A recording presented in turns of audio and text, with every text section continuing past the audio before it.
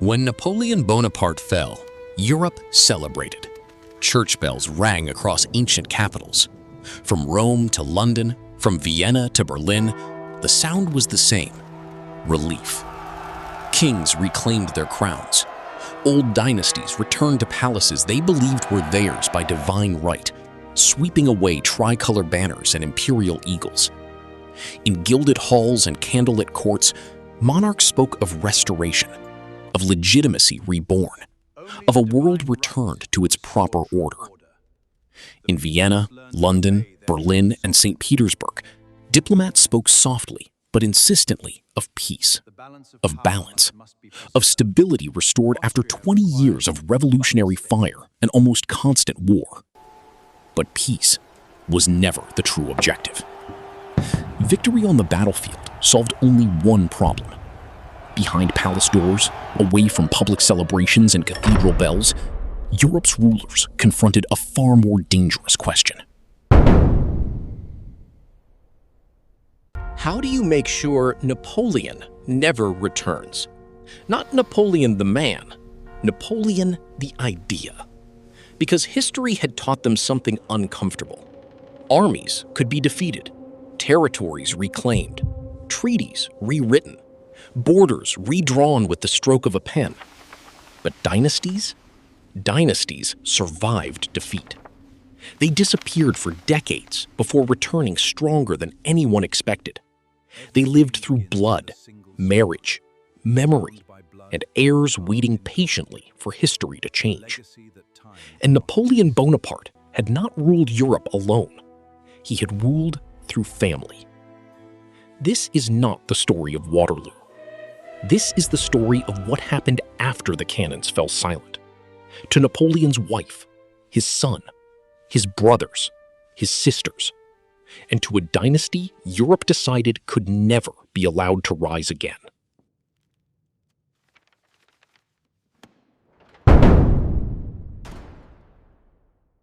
At the height of his power, Napoleon Bonaparte was far more than Emperor of the French. He was reshaping Europe itself. Spain, Holland, Naples, Westphalia. One by one, Europe's thrones were occupied by Bonapartes. To many observers, it looked like simple favoritism. It wasn't. Napoleon understood something every medieval king had known. Empires could be won through conquest, but kingdoms endured through blood. Europe had never truly been ruled by armies. It had always been ruled by families. Royal houses survived defeat because legitimacy flowed through generations. Napoleon intended to create one of those families. His brothers became kings. His sisters became queens, grand duchesses, and imperial consorts. His mother occupied the symbolic center of a brand new imperial house.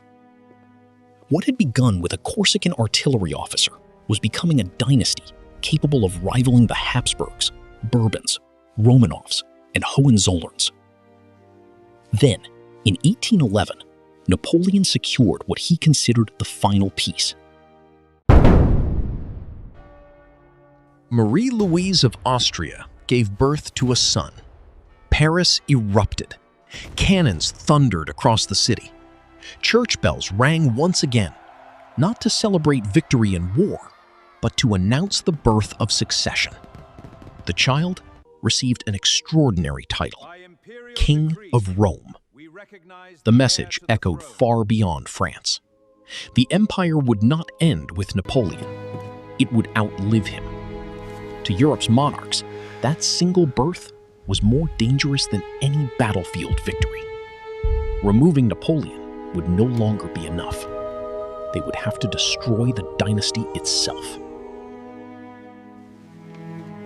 In 1814, Paris fell. Coalition armies entered the French capital beneath skies that had once celebrated Napoleon's triumphs. Foreign soldiers marched through streets lined with monuments built to glorify the empire. The Senate abandoned him. Old allies disappeared. Marshals hesitated. The machine that had conquered Europe finally broke apart. Napoleon abdicated. Europe celebrated. Then history shocked everyone. From exile on Elba, Napoleon escaped. Within weeks, veterans who had sworn loyalty to the restored monarchy abandoned it without hesitation. Entire regiments returned to their emperor. The 100 Days terrified Europe's rulers more than any previous campaign. If one defeated man could overturn an entire settlement simply by appearing, then exile alone could never guarantee peace. Waterloo ended the experiment forever. There would be no second Elba, no nearby island, no chance of rescue. Napoleon was sent to St. Helena, a lonely volcanic rock in the South Atlantic, thousands of miles from Europe. So distant that distance itself became his prison. Yet even then, Europe's rulers could not relax, because Napoleon still had something they feared almost as much as Napoleon himself: a family. And families had long memories. Marie-Louise of Austria had once been Empress of the French, but before that, she had been an Austrian archduchess, the daughter of Emperor Francis I. Their marriage had begun as diplomacy, not love. Napoleon hoped marriage into Europe's oldest imperial family would grant his own dynasty legitimacy. Instead, after his defeat, that connection became his greatest weakness.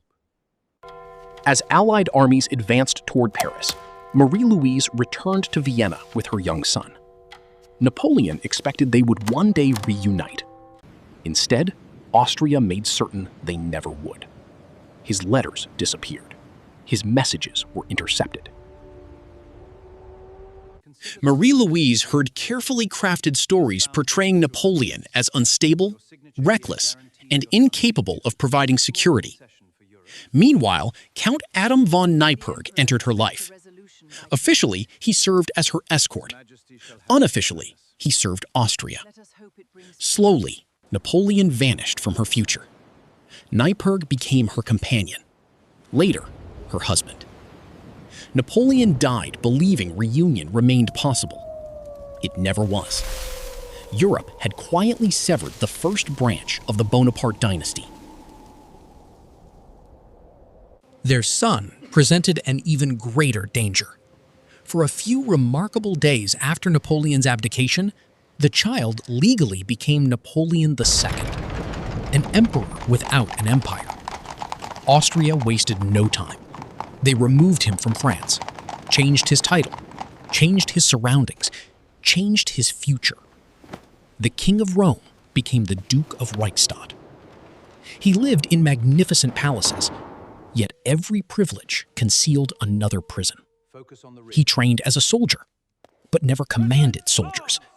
He studied warfare, but never led armies. He represented possibility, He is our only hope. and possibility frightened Europe's monarchs. Eagle will rise again. Bonapartists across France called him the Eaglet, not because of what he had done, because of what he might someday become. Austria watched him carefully. Then illness accomplished what politics never could. Tuberculosis slowly consumed the young prince.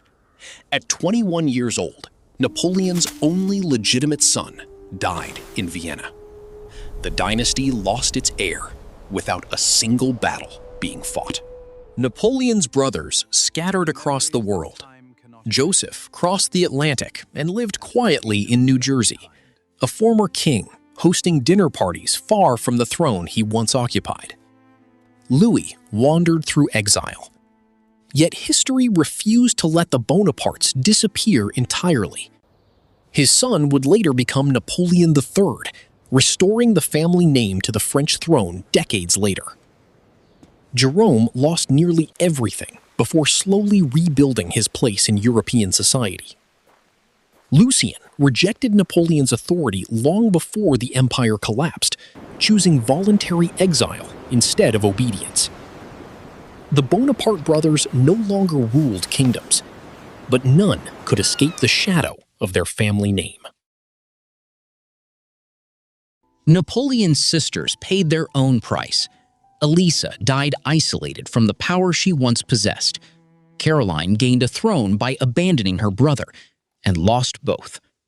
Pauline alone remained fiercely loyal. She sold jewelry to support Napoleon, defended his reputation, refused to abandon him when nearly everyone else had. The empire disappeared. The family remained, scattered, broken, remembered. Napoleon died on St. Helena in 1821, an emperor reduced to a distant island. Yet Europe never truly stopped fearing him. His correspondence continued to be examined, his supporters watched, his memory managed. Because governments understood something remarkably simple. A dead emperor could still inspire living revolutionaries. Waterloo ended Napoleon's reign. It did not end Napoleon's legend. His war simply changed, from battlefields to bloodlines, from armies to heirs, from conquest to memory. Empires collapse, borders change, crowns pass to new rulers. But names have a way of surviving long after kingdoms disappear. The Bonapartes never ruled Europe again, yet history never stopped watching them. Because sometimes defeating a man is easy, erasing a dynasty is far harder.